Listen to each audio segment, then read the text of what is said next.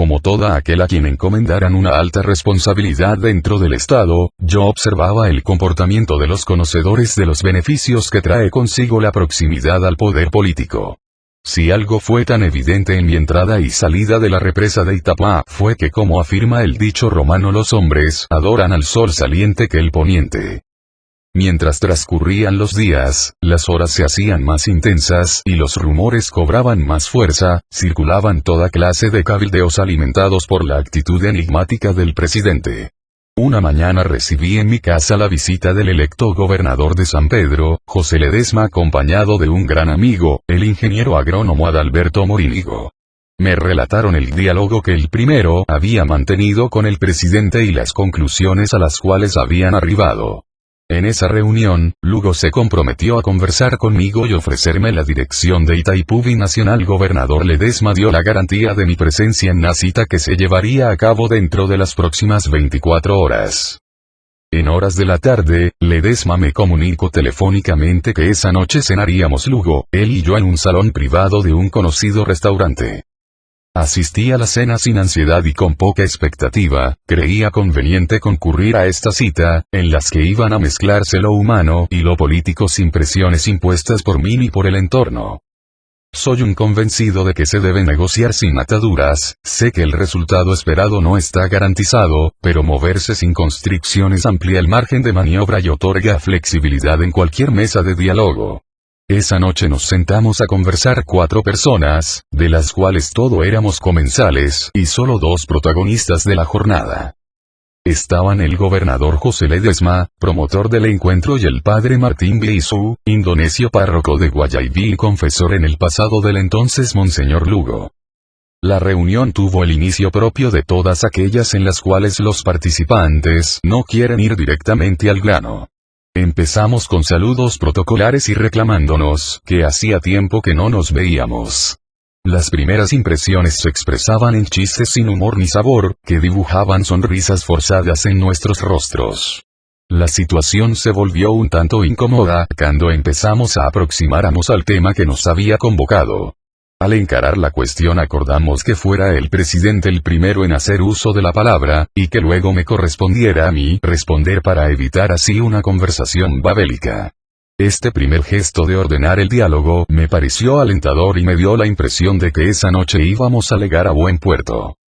Grande fue mis sorpresas escuchar a Lugo esbozar sus ideas sobre cómo se integra un gobierno. Hizo una analogía entre 5 años de gobierno y 90 minutos de un partido de fútbol. Según su perspectiva, la duración de los gobiernos es homologable a una jornada futbolística dividida a 2 fracciones de 45 minutos cada una.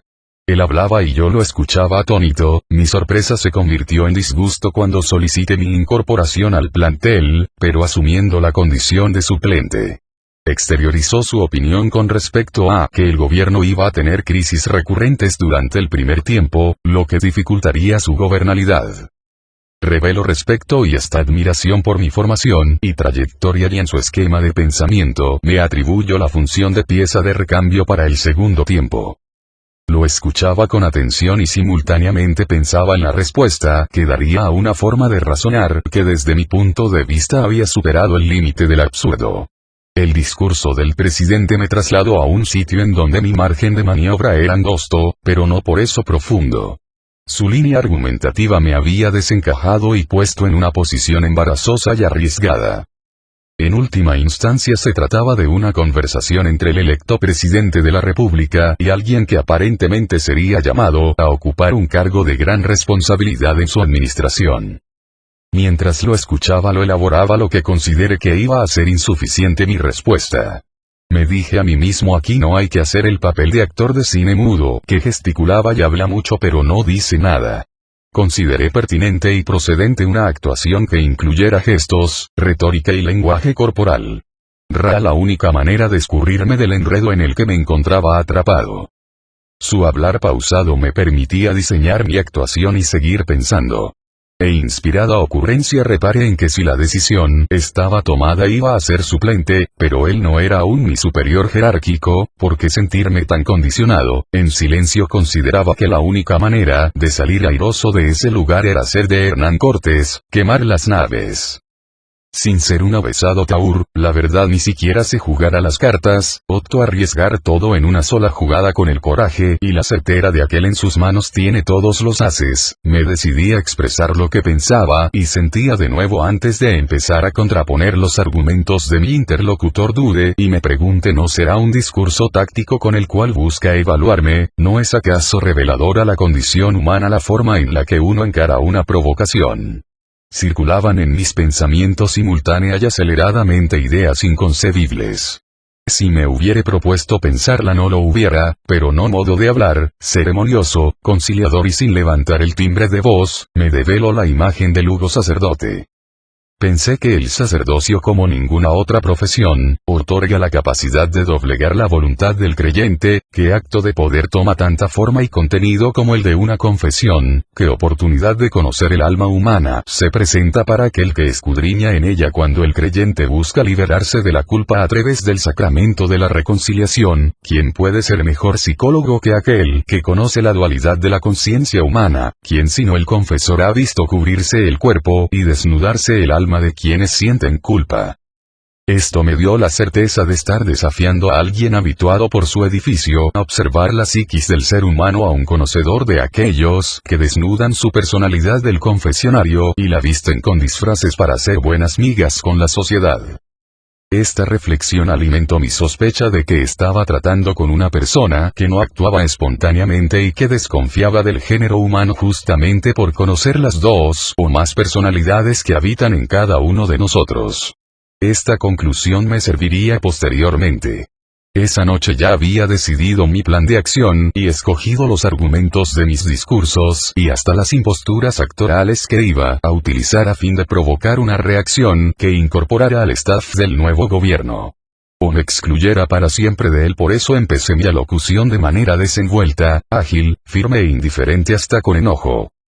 Lo primero que le pregunté fue si lo podía tutear o si se sentiría más cómodo al tratarlo de su excelencia o de señor presidente de la república. A decir verdad, en esa ocasión no se apartó de su estilo llano y campechano. Me respondió, como quieras, mejor si nos tuteamos y nos decimos Mateo y Fernando. Lo de Mateo es por una confusión muy común en la gente, pero mi nombre es Carlos, mi padre se apellidaba Mateo y mi segundo apellido, el de mi madre, es Valmelli. Seguidamente empecé a reclamar a Hugo su actitud egoísta y desconsiderada hacia mí. Enumeré, le eché en cara todas las veces que cuando me necesitó no tuvo ningún reparo en llamarme por teléfono y solicitar mi ayuda, encontrando siempre una respuesta afirmativa de mi parte. Sin embargo, desde que presentó a la sociedad de su nuevo gabinete, no tuvo la cortesía de llamarme, no para justificar sino cuando menos para explicar por qué prescindía de mis servicios. Con esta protesta no ponía en tela de juicio las facultades inherentes al principio de la autoridad presidencial, sino que buscaba refrescar en sus memorias las veces que guardaba silencio cuando se mencionaba la posibilidad de nominación mía a un cargo del gabinete. Le reproché la falta de respeto y de correspondencia en su trato conmigo.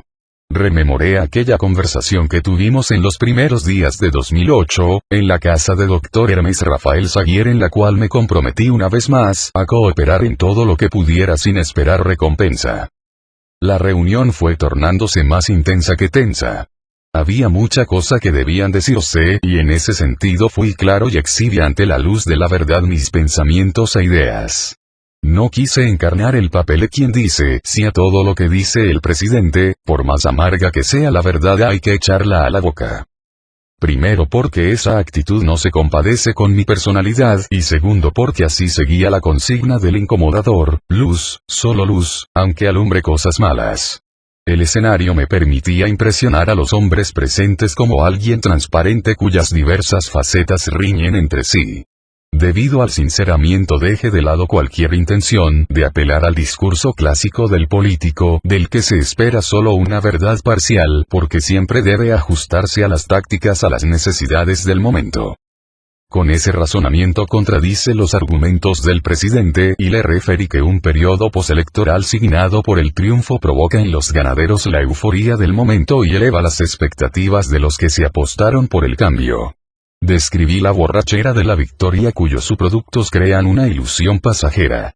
Contraste la diferencia entre lo coyuntural y lo permanente en las actividades del gobernante y conjeture que quien asume el gobierno tiene la obligación de dar soluciones inmediatas a aquellos por lo cual fue electo.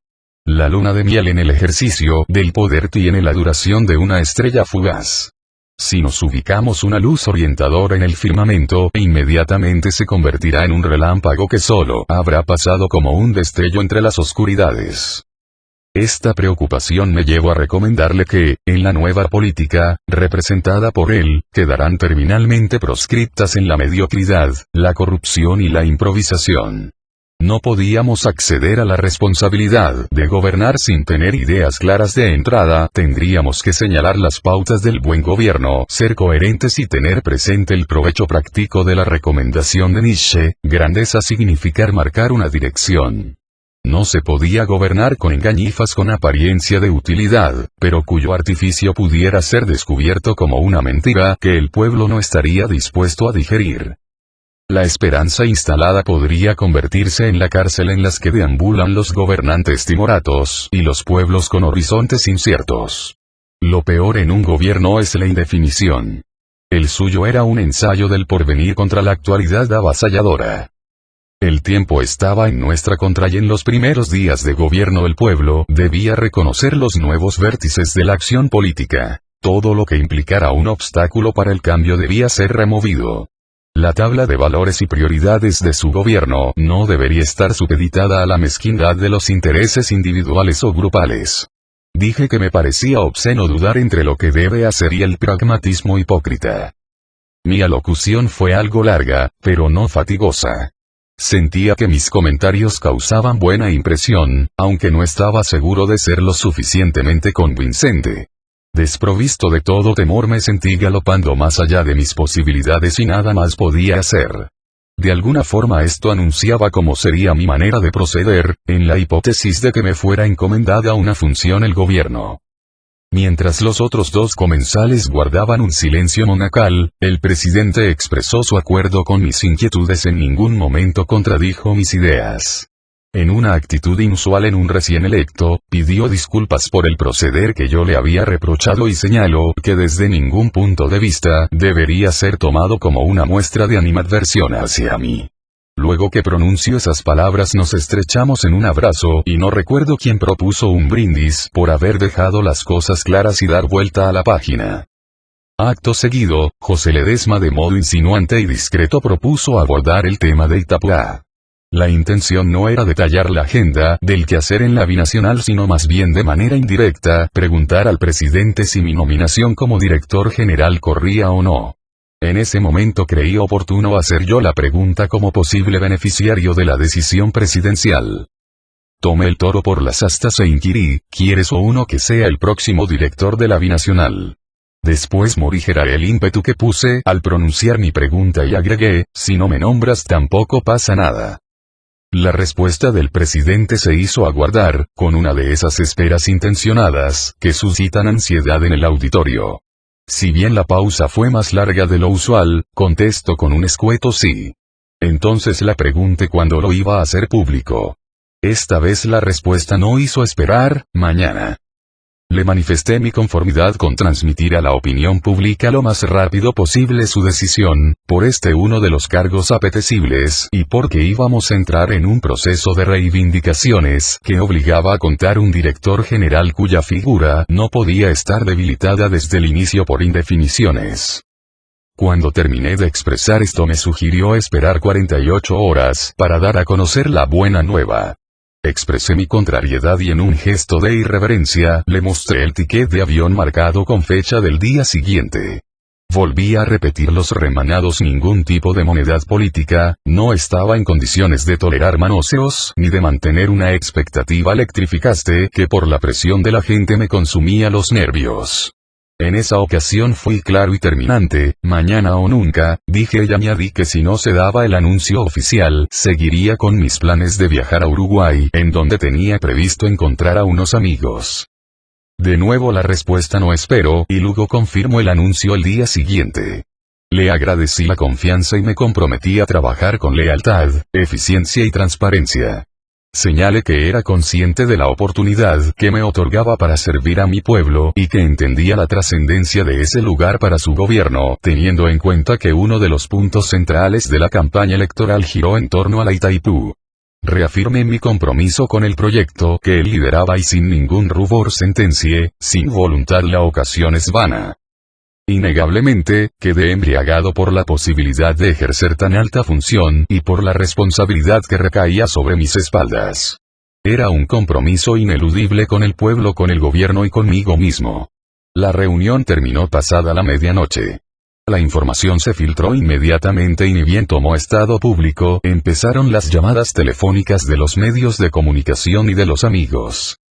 Esa larga conversación, amena, sincera e intensa, dejó en mí impresionantes confusas.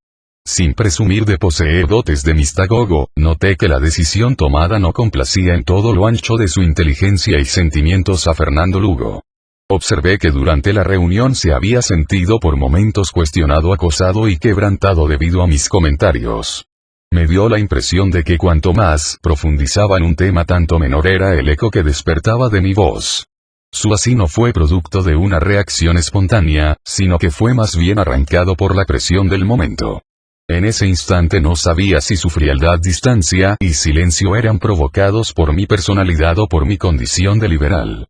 No entendía si quería para ese puesto una figura con otro perfil o con una pertenencia partidaria diferente.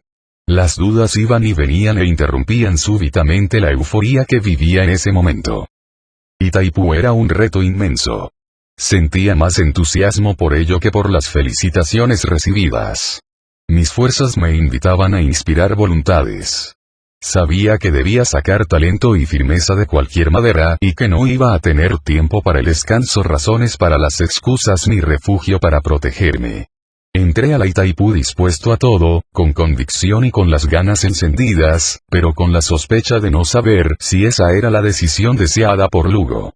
Este estado de sazón nunca milanó mi ánimo, más alimentó desde un principio todo tipo de intrigas, obstáculos y conspiraciones en mi contra. La forma de mi destitución confirmó la premonición que me acompañó durante toda mi gestión al frente de Itaipú, lo que permanece al final estaba al comienzo.